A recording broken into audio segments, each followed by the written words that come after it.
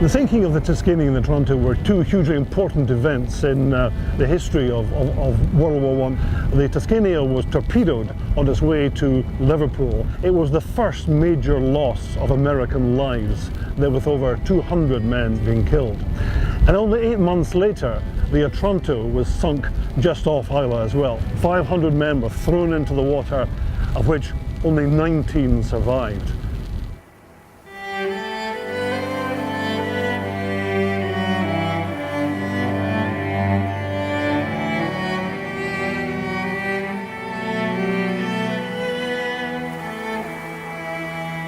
To me, it's very important. The people of Islay need to be celebrated. Twice that year in 1918, they had to carry out rescue operations. They had to drag hundreds of bodies ashore. They had to look after them.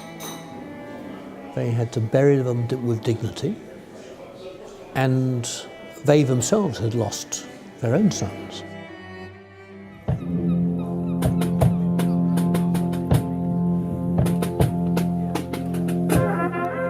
100 years ago, the flag was making the journey to America.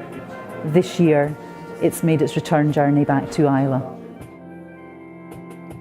The night before the first of the funerals, 4 women worked from 4 o'clock in the afternoon to 2 o'clock in the morning to sew the flag.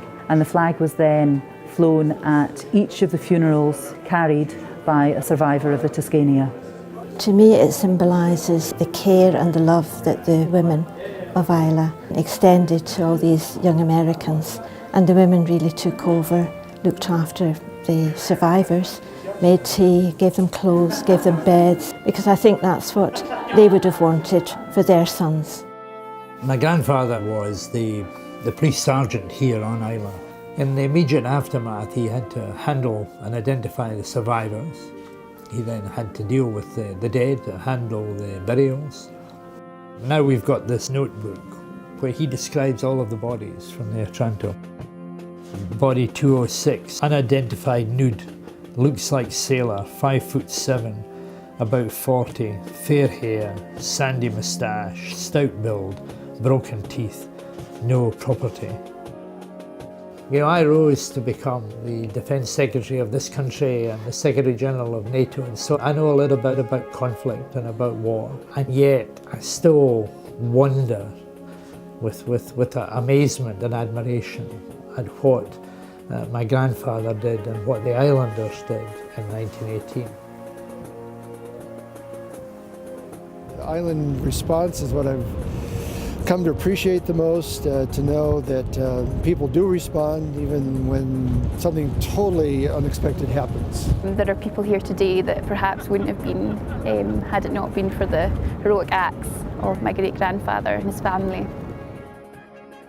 History is full of terrible events. I think we have to understand that war causes these terrible things, but I think we need to commemorate the sort of incidents which happened here.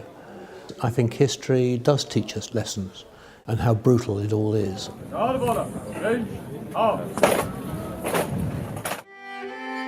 It gives the local children a pride in what happened on their island, which was a tragedy, but a pride in the way that their community responded to it.